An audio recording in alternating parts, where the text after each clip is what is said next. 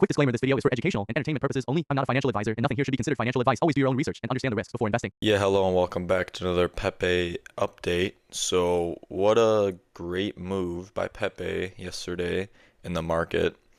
Today is a weekend, so expect low volume, but on the micro, we have formed a three-wave move up so far. So, a one, two, three.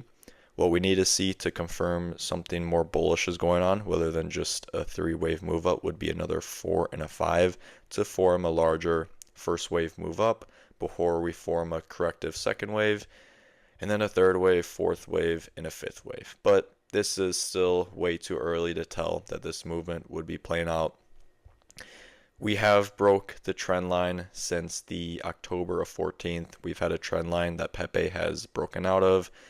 So far, we've only had a three-wave move up. We need another four and a five to confirm that first wave move up.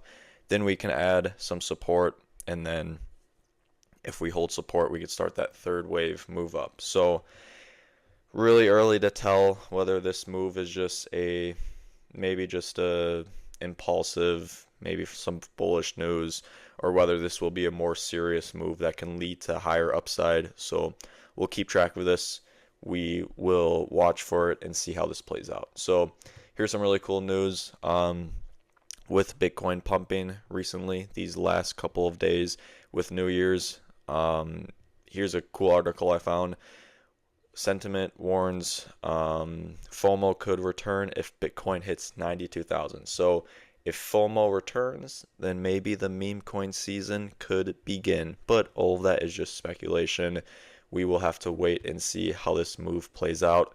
I wouldn't really, me personally, what me personally think shouldn't be what you also think.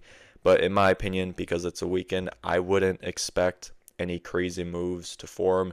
Maybe we form a fourth wave move down during this weekend, because we do know that a Bitcoin CME gap is, I believe it's the 87 or 88,000 zone. So we'll see if we're able to fill that CME gap. Then maybe that could be our fourth wave move down before early next week we get a fifth wave move up. So we'll keep track of it really quickly. Let's go to the RSI for Pepe. Yeah, we hit overbought on the 4 hour. Usually with Pepe, with meme coins and everything, it can be a little bit more different.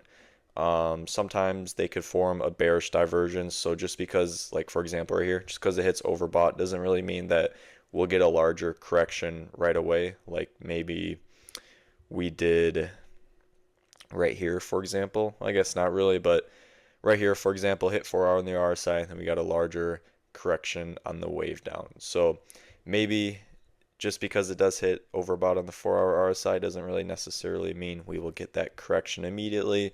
We could form a bearish divergence like this, for example, hit overbought on the 4 hour RSI, and then we still go higher, but the RSI gets lower before we do get that correction.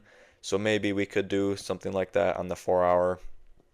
Maybe we fall a little bit, form that fourth wave, fifth wave move up, then we get that second wave, larger degree correction before we again get a larger third wave move up. But maybe the RSI could be a little bit lower, and then we do a 4 and a 5 before we get a larger degree correction. So all of it right now is just speculation. We'll just have to wait and see how this plays out. Let's see if we can hold this fourth wave and get a fifth wave move up. It's too early to really tell anything too seriously, but so far it's looking pretty good. Great move that we've had for this third wave. So we'll keep track of it. We'll see how it plays out. So thanks for watching, and we will see you next time.